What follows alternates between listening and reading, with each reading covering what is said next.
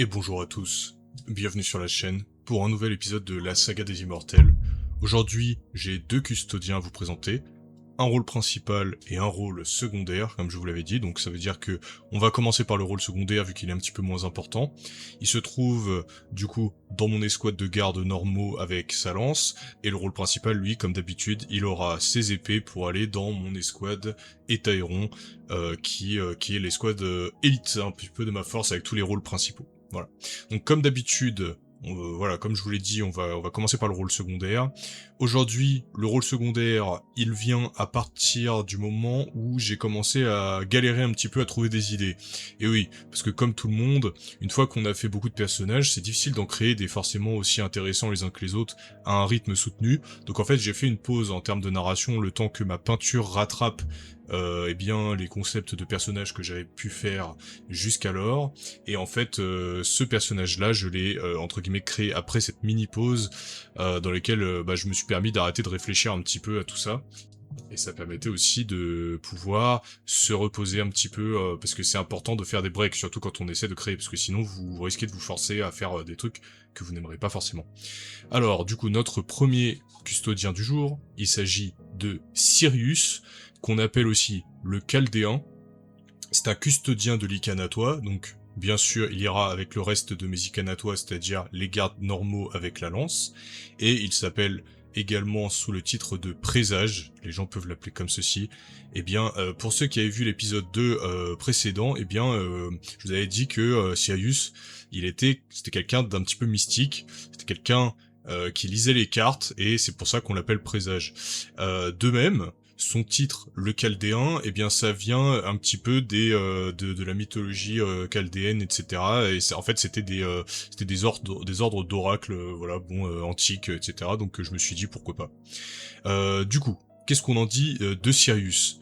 Sirius, je vais vous en lire dans un premier temps le lore générique du personnage, et puis après je vous ferai les petites citations, etc. comme d'habitude. Alors, cela suit comme cela. Beaucoup de membres de la Légio Custodes, à l'instar de leur empereur, sont des scientifiques émérites. Tous savent, d'après son exemple, que la science et le progrès technique sont intimement liés au destin de la race humaine. Malgré leur pragmatisme, il arrive parfois que certains custodiens entretiennent une forme de spiritualité, comme si l'empereur, dans la conception de ses gardiens d'or et dans leur perfection, avait désiré laisser une place aux anciennes voies. Bien sûr, aucun custodien, même les plus versés dans la spiritualité, ne se laisserait gouverner par elle, préférant l'utiliser comme un outil pour mieux comprendre l'univers de leur maître. Tel est le cas de Sirius, l'étoilé, membre de l'Ikanatois. Son chemin l'a très vite conduit à nourrir une grande appréciation de la mécanique stellaire et de l'immense vide spatial. Vous le retrouverez ainsi penché, très régulièrement, sur d'antiques cartes de la géographie de la galaxie datant parfois de l'âge d'or de notre race, qui arpentait alors pour la première fois les routes stellaires. Sirius est une figure récurrente du Hall des Livres, du Spear of Destiny, et son expertise des divines géométries de l'espace est souvent consultée par les navigateurs afin d'obtenir des conseils sur le voyage qu'ils décideraient d'entreprendre. Et si vous lui demandez son avis personnel sur le sujet, vous pourriez bien être étonné. En effet, les cycles et les révolutions célestes sont pour Sirius autant mathématiques que symboliques, et il serait même possible qu'il vous dresse certaines prédictions concernant votre proche futur.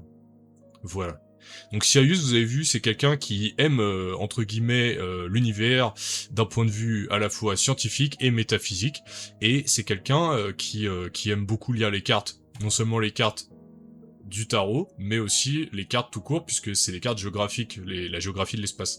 Et lui, il lit les deux, c'est-à-dire la métaphysique, qui va lui permettre de dresser des symboles, de dresser des prédictions, etc. Et en même temps, eh bien, de façon purement platonique, et d'aider les navigateurs de son vaisseau, le Spear of Destiny, bien sûr, le vaisseau de la Force.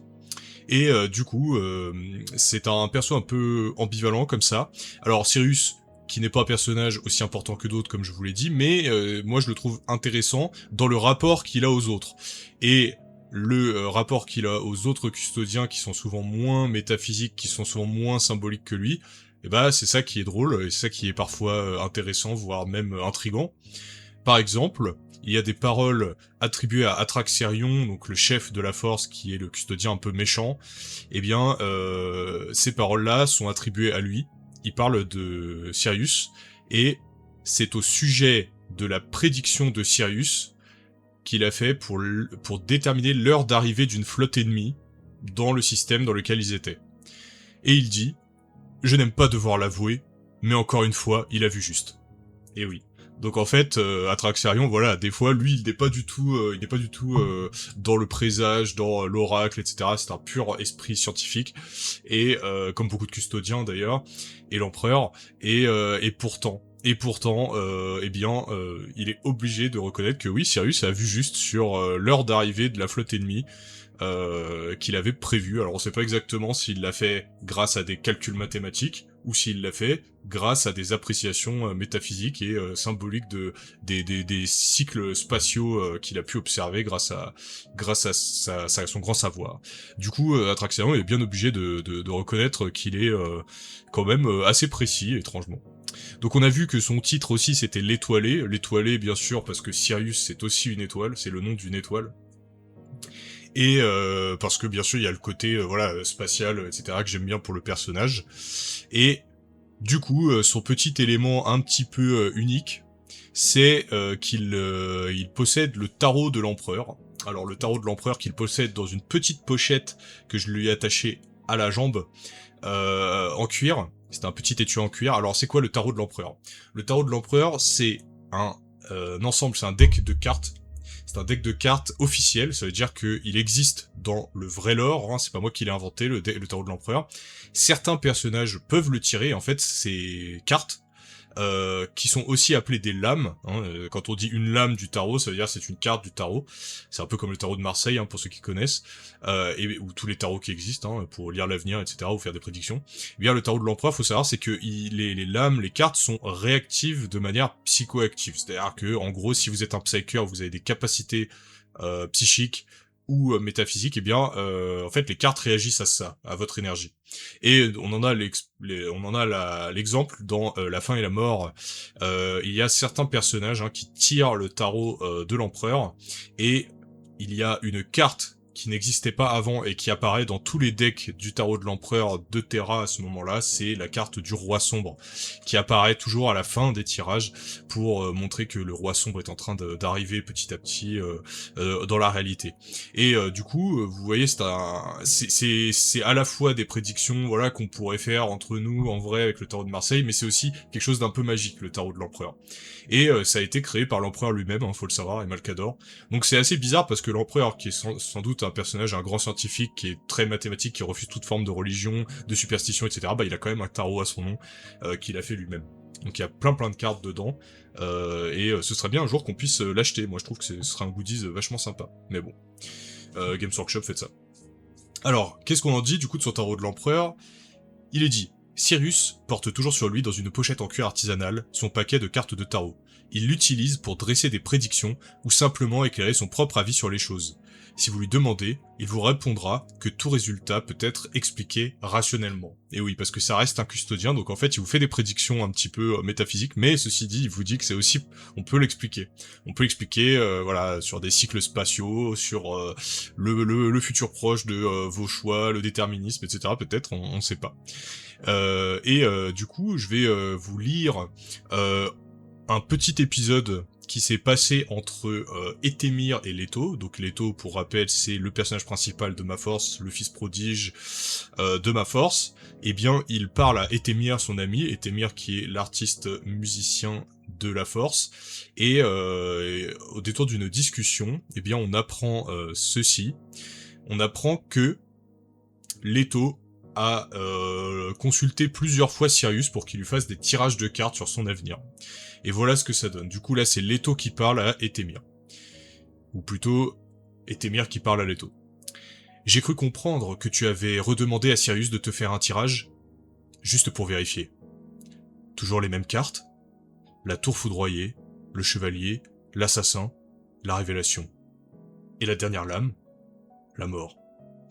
Et là, vous voyez que peut-être que l'avenir de Leto, le fils prodige, l'âme lumineuse Leto, Zamashir Mitra, le roi des rois, eh bien, c'est la mort qui l'attend à la fin. On ne sait pas exactement ce que ça veut dire, mais en tout cas, toutes les prédictions de Sirius concernant Leto se finissent par la mort. C'est toujours les mêmes cartes qui sortent, et ça se finit toujours par la carte de la mort. Donc on verra ce que ça veut dire peut-être dans le futur, hein. Peut-être que ce sera révélé, mais en attendant, je ne peux pas vous en dire plus. Ceci dit, vous voyez, Sirius n'a pas que des bonnes nouvelles. Voilà. Je vais vous lire son haut fait pour terminer sur Sirius. Sirius, accompagné d'Argo et de Zagreon, a participé à la bataille décisive des monts primitifs, lors des guerres d'unification sur Terra. Malgré un surnombre évident des forces ennemies, les techno-barbares furent obligés de déployer d'horribles constructions mortifères de la longue nuit, convaincus d'obtenir la victoire par ces horribles moyens, contre les 3 custodiens. Malheureusement pour eux, ils avaient tort. Donc voilà, petit au fait, hein, d'un point de vue vraiment de personnage secondaire, pas très important, mais ceci dit, voilà, c'est pour montrer que quand même Sirius, il est avec les autres custodiens, et ce n'est pas qu'un scientifique, il va se battre aussi, et il a battu les techno-barbares. On sait pas exactement de quoi on parle quand on parle d'horribles constructions mortifères de la longue nuit, mais souvent c'est des robots, des proto-dreadnoughts, interdit plus tard par l'empereur, entièrement détruit, etc. Utilisé par les techno-barbares à l'époque, donc voilà, Sirius a quand même un petit bagage militaire, bien sûr, comme tout custodien. Donc voilà, c'était Sirius. Sirius qui est un personnage que j'aime bien, et je pense que si je continue la narration de la Force au-delà de la présentation des personnages que je vous fais, et que j'écris d'autres épisodes, je pense qu'il pourra revenir pour justement faire quelques tirages. Je pense que ça peut être intéressant, notamment dans l'histoire étendue de Leto. Alors, du coup, nous avons vu notre ami Sirius. On va voir maintenant le rôle principal supplémentaire de la Force, et lui, je l'aime beaucoup, beaucoup, beaucoup. Il est un petit peu plus stylé, vous allez voir, un peu plus énervé aussi. Il s'appelle Orphakir Atrakar, surnommé le Traître, et c'est un custodien qui m'a été inspiré par ma femme. Puisque comme je vous l'ai dit au début de vidéo, quand j'étais en train un peu en panne sèche d'inspiration, je demandais à ma femme, t'as pas une idée, etc. Est-ce que t'as des trucs que t'aimerais voir, etc. Et elle m'a dit, fais un custodien traître. Et je lui ai dit, mais comment? C'est pas possible. Un custodien traître, ça n'existe pas. Et en fait, j'ai quand même gardé l'idée en tête, et je me suis dit, mais en fait, il y a une idée d'en faire un traître. Il y a une idée d'en faire un traître, tout en restant logique dans le lore, et vous allez voir pourquoi est-ce que c'est possible. Alors Orphakir, vous avez vu son portrait, il fait un petit peu peur, hein, il fait un petit peu peur, et vous allez vite comprendre pourquoi. C'est un custodien de l'Euphroi, hein, comme Leto, hein. C'est un custodien de l'Euphroi et un custodien de l'Etaerois / compagnon, donc c'est un très puissant custodien, et l'Euphroi, pour rappel, c'est les custodiens assassins, espions, manipulateur, contre-espionnage, etc. et de l'empereur. Donc lui, il fait partie de ces deux ordres-là, et il a également un titre non officiel, c'est 3 fois maudit. Et vous verrez pourquoi il est 3 fois maudit. Orphakir. Orphakir, je vais vous lire également un petit poème que j'ai écrit sur lui. Alors c'est pas vraiment un poème, c'est plus une... C'est plus une tirade qu'on attribuera à une femme dont je vais vous parler lorsqu'on lira son lore. C'est une femme, en s'adressant à propos de Orphakir, elle dit, un petit peu en mode tragédie grecque, hein, elle dit « Ô destin monstrueux et inutile, ce n'était pas un dieu, mais le diable. » Et pourquoi dit-elle cela venant de Orphakir? Eh bien, je vais vous le lire. Quand Orphakir Atrakar, membre des Compagnons, se présenta seul sur la surface du monde isolé de Ninive III durant les premières années de la Grande Croisade, il fut accueilli tel un dieu. L'empereur avait été très clair au sujet de la mission qu'il avait confiée à son custodien. « Orphakir, je ne peux avoir confiance qu'en l'un de mes puissants compagnons. Présente-toi sur ce monde et prépare-le pour l'arrivée de notre flotte. Dans 46 années solaires, nous pénétrerons l'orbite de Ninive III. C'est à cet instant que ton travail portera ses fruits. » Ainsi, un long travail de préparation attendait le custodien sur cette planète féodale qui avait survécu à la longue nuit, peuplée d'humains arriérés et superstitieux. Une superstition qu'Atrakar saurait mettre à profit. Orphakir parut aux habitants comme un dieu doré descendu du ciel et se présenta à eux comme tel. Durant les années qui suivirent, il œuvra sans relâche pour faire remonter ce monde hors du précipice de l'ère des luttes. Orphakir hissa ses habitants à un nouvel âge d'or technologique et de progrès social, dispensant à leurs yeux des générosités ayant trait au divin. l'union d'Orphakir Atrakar et de la princesse régnante de Ninive III fut officialisée, et le demi-dieu d'or fonda la dynastie akirienne, qui dirigea ce monde pendant 38 longues années dans la paix et la prospérité. Et à l'aube de la 46e année solaire, Orphakir tourna sa lame contre son épouse et le reste de la famille royale afin d'inaugurer l'arrivée du nouveau souverain de ce monde. Et oui, c'est fini. Alors, qu'est-ce qu'on en dit de ce custodien ? Eh bien, en fait, quand ma femme m'a dit « fais un custodien traître », je me suis dit que c'était possible, non pas qu'il trahirait l'empereur, mais qu'il ait commis un acte de trahison pour l'empereur. Et que c'est un acte tellement horrible que on continue de l'appeler le traître. Même ses amis, entre guillemets, même s'il n'en a pas vraiment dans la force des immortels, eh bien, tout le monde l'appelle le traître. Et tout le monde n'a que du dédain pour lui parce qu'il est tellement sans honneur. Orphakir, il est tellement obscur que même les autres custodiens ne l'apprécient pas. Et du coup, qu'est-ce qu'il a fait ? Eh bien, l'empereur qui ne pouvait pas aller conquérir à ce moment-là une planète qui s'appelait Ninive III, il a dit à son custodien, il a dit « Ces gens sont des arriérés superstitieux, tu vas descendre sur la planète, te faire passer pour un dieu, et pendant 46 années solaires, tu vas gérer cette planète, et à la 47e année, à l'aube de la 47e année, moi j'arrive avec ma croisade, et on récupère le monde. » Donc en fait, pendant 47 ans, eh bien Orphakir s'est mêlé aux gens de cette planète, tel un primarque, puisque les primarques ont fait cela aussi, et lui, à dessein, il s'est mêlé à ces gens, il a épousé la princesse régnante de la planète, il s'est rendu chef suprême de cette planète par son talent et le fait qu'il soit un custodien, tout simplement que les gens n'avaient jamais vu, vous voyez un custodien arriver, vous dites bah, c'est Dieu, c'est pas possible.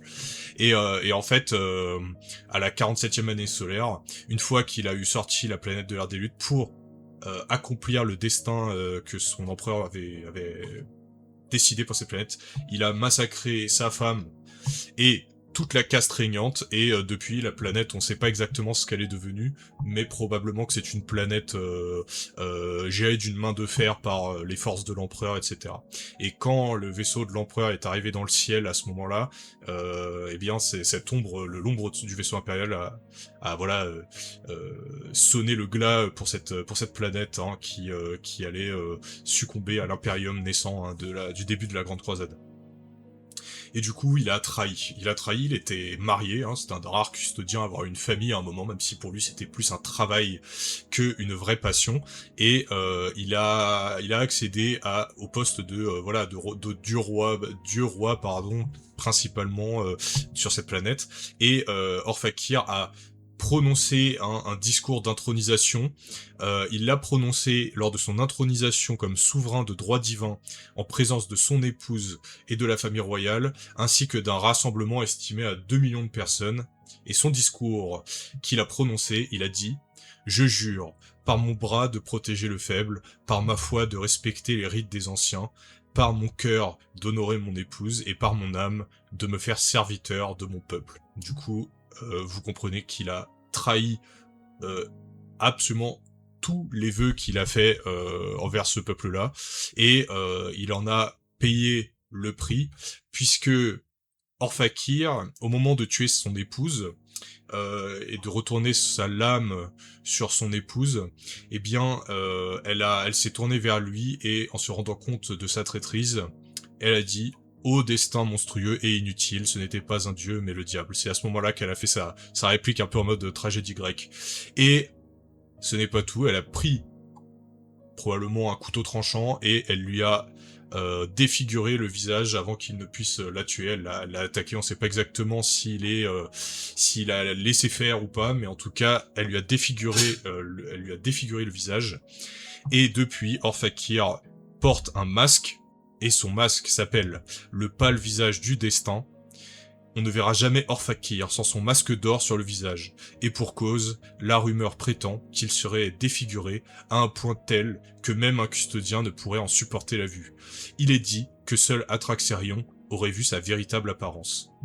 Et en fait, Orphakir, il est défiguré, et là où un custodien pourrait se régénérer naturellement de l'essentiel de ses blessures, eh bien lui il ne peut pas, ce qui est étrange. C'est-à-dire que cette blessure-là ne se referme jamais, elle n'est pas capable de guérir. Et en fait, ça, je vous laisse seul juge, mais basiquement, qu'est-ce qu'on en dit du traître? Basiquement, c'est peut-être ses mauvaises actions et c'est sa traîtrise innommable, son geste obscène qui lui a attiré le mauvais sort de la tragédie et il portera à jamais voilà le dernier geste de défiance de sa femme, la princesse bien sûr de Ninive 3.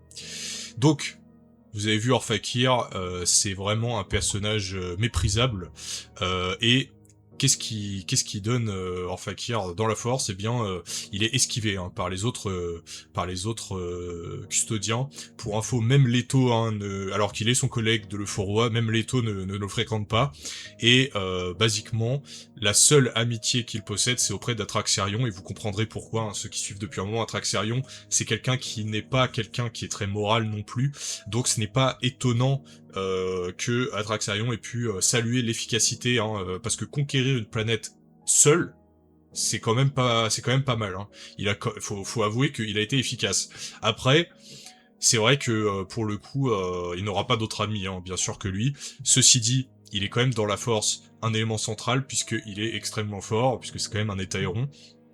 En parlant de son modèle, vous verrez que je l'ai mis avec le fameux masque d'or que j'ai trouvé dans un kit Necromunda du prince divin, de qui j'avais pris la main pour faire Atraxarion d'ailleurs. Donc je trouve que c'est actuellement stylé parce que il y a le côté un peu effrayant d'un masque d'or. Ça fait un peu Stormcast mais sans plus parce que là c'est un vrai Halo, etc. Donc ça garde le côté Warhammer, ça c'est 40 000 je veux dire, ou Horus Heresy. Et en termes de couleur, l'armure, quand j'ai décrit ça à mes potes, Charlie m'a dit tu devrais le faire en noir. J'ai dit non, trop cliché. Je veux qu'il soit déjà il va être très comment dire, il va être très cliché méchant, donc j'ai pas envie d'en faire trop. Et du coup il m'a dit non bah alors du coup fais-le à l'inverse, fais-le vraiment comme si c'était une armure royale et d'un héros en fait. Et du coup bah je l'ai fait en NMM doré comme d'habitude, mais vous verrez que effectivement son schéma secondaire c'est du bleu précieux sur les petits détails de son armure qui lui donnent un côté entre guillemets positif. C'est ça qu'on attendrait de quelqu'un qui a les couleurs de Superman essentiellement. Bah là c'est un détournement de ce cliché. De même, il n'a pas les deux épées même si dans les règles il les a. Il a tiré sa Misericordia qui tient en main gauche et à qui j'ai rajouté un petit pompon sur la garde qui nous vient du kit du Dreadnought, et sur son épée j'ai rajouté un petit foulard également qui s'échappe de la garde. Ça je l'ai tiré d'un morceau de cape que j'avais dans un coin. Et en fait ce qui est bien avec cette miséricorde, c'est que déjà c'est les nouveaux modèles de miséricorde qui sont beaucoup plus fins et beaucoup plus en mode poignard qu'avant, donc ils sont plus jolis, et en plus de ça vous avez vu j'ai mis un peu de sang, et il n'y a pas un seul morceau de sang sur aucun autre custodien, c'est le seul qui en aura, et justement pour montrer que il tient encore l'arme du crime si vous voulez, il tient encore l'épée, enfin la dague qui a massacré des gens qui lui faisaient confiance entre guillemets. C'est peut-être même le sang de sa femme. On sait même pas si ce sang est capable de partir de sa lame émoussée tellement son crime était abominable. Je vous en laisse seul juge. En tout cas, voici Orphakir Atrakar. J'ai un autre texte à vous lire de lui, c'est son haut fait entre guillemets, qui n'est pas vraiment un haut fait, mais qui vous racontera un petit épisode de sa part. Alors voici le texte. Bien souvent, des sacrifices étaient nécessaires pour l'empereur et ses custodiens, afin de faire avancer son grand plan sur l'échiquier du destin. Certains sacrifices ne se payaient pas forcément en nombre de vies perdues ou en blessures de guerre. Les plus exigeants sacrifices étaient en effet ceux qui parvenaient à dépouiller même un être comme un custodien de toute humanité et de toute noblesse. Ces sacrifices-là étaient souvent tabous et peu discutés même au sein de la Légio. Néanmoins, ils étaient nécessaires, et pouvaient rapporter à terme certains mondes extrêmement dangereux pour le roi des siècles, en minimisant les pertes, telles que celui de Ninive 3. Donc basiquement, son haut fait, bien sûr, c'est d'avoir capturé une planète tout seul, et on comprend quand même que peut-être n'a-t-il pas toujours été ainsi. Peut-être Orphakir était-il un personnage bon à la base, un personnage noble, comme les autres custodiens de la Force, mais en accomplissant ce terrible acte et cette terrible mission, eh bien il s'est damné, c'est une âme damnée aujourd'hui par le destin. Peut-être ne réussira-t-il jamais à retrouver son honneur, contrairement à Nebuchadnezzar et Dreadnought qui s'accrochent à cet honneur-là. Et du coup, bah, qu'est-ce qu'on en dit? Au final, ce custodien qui est damné, qui est maudit, 3 fois maudit par sa femme, 3 fois maudit par les gens qu'il a tués, etc. Ben en fait, il est, il paiera cette traîtrise jusqu'à la fin de sa vie d'immortel. C'est bien sûr le destin qui l'attend, puisque à part Atraxarion, personne ne veut traîner avec lui, et tout le monde se méfie de lui. Et les autres custodiens l'appellent le traître pour rappeler justement cette infamie au sein de la Légio, et même si elle est nécessaire, cette infamie, c'est pas pour ça qu'on va la normaliser, c'est pas pour ça qu'on va pas la shame, entre guillemets en anglais, qu'on ne va pas la faire suivre de honte, basiquement. Donc voilà, c'était Orphakir, Atracar et Sirius. J'espère que vous les avez appréciés. C'est des personnages avec qui on peut pas forcément avoir autant, par exemple, d'empathie que certains autres personnages que j'ai créés, mais ceci dit, moi je les trouve plutôt bien, parce que, essentiellement, ces personnages-là, ils sont intéressants. Pourquoi? Parce que ils vont être intéressants pas en eux-mêmes, mais par le rapport qu'ils ont aux autres. Orphakir est un personnage tellement négatif que il va pousser les autres à avoir des réactions fortes par rapport à lui. Même quelqu'un comme Leto, même le GOAT Leto, eh bien il aura une réaction négative par rapport à Orphakir et à sa traîtrise. Quant à Sirius, il est peut-être pas très intéressant lui-même, mais c'est sa capacité de dresser des prédictions et d'être quelqu'un de confiance quand il s'agit de prévoir les choses à venir, qui vont permettre à des personnages plus intéressants d'avoir des réactions par rapport à lui. On se souvient par exemple de la de Atraxarion qui dit je suis bien obligé de reconnaître son efficacité, bon j'avais pas trop envie de le faire mais il faut avouer il a raison, il a vu juste. Et Leto bien sûr, de qui le destin semble damné lui aussi par une étrange carte symbolisant la mort. Alors à votre avis qu'est-ce que ça va donner? En tout cas, pour l'instant, c'est fini pour ces custodiens là. La prochaine fois je vous présenterai d'autres custodiens. Alors, qu'est-ce que je pourrais vous présenter? Parce que j'en ai quelques autres qui sont prêts. Alors, je pense que ça va être... je commence à courir un petit peu à court, entre guillemets, hein, la force est quasiment finie. Je vais vous montrer, je pense, la prochaine fois, le personnage que je viens de finir, qui est un mystérieux gardien de Riton, ou de Riton, je sais pas comment on dit, mais en tout cas de Riton, qui est du coup l'origine de la caste que vous connaissez sur 40 000 comme étant les gardiens des geôles noires. Et le deuxième custodien que je pourrais vous montrer, c'est bien sûr Juste, dont je vous parle depuis quasiment le premier épisode, Juste, qui est le préfet de l'Eltemenanki, pardon, le préfet qui est donc le gestionnaire, qui est la tête numéro 2 officielle de la force. Il s'agit de 2 personnages principaux, donc on verra, soit je vais alterner, soit non, mais en tout cas, c'est par là-bas que je vais me diriger. En tout cas, pour l'instant, moi, je vous souhaite une excellente fin de journée, une excellente fin de nuit, une excellente fin de matinée. Choisissez, portez-vous bien, on se retrouve très bientôt, et je vous dis à tous, à très bientôt, ciao.